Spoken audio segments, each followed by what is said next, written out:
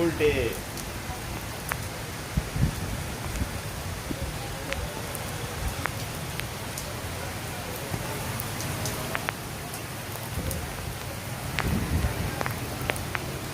In rain in Karachi.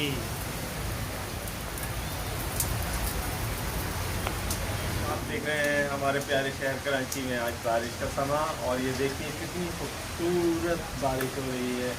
सुबह का time है और बहुत ज़बरदस्त किस्म की बारिश हो रही है।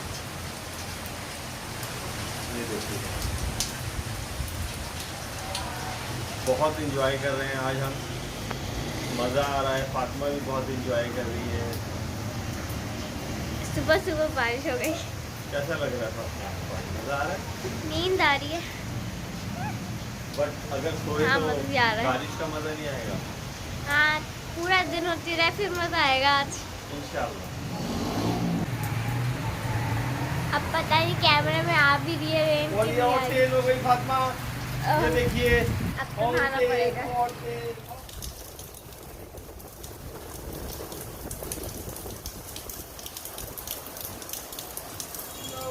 मोटी मोटी बूंदें। हाँ, फिर से शुरू हो गई है। मोटी बूंदें तो गिरती है। हाँ, माशाल्लाह माशाल्लाह। होती रहे ऐसे तो।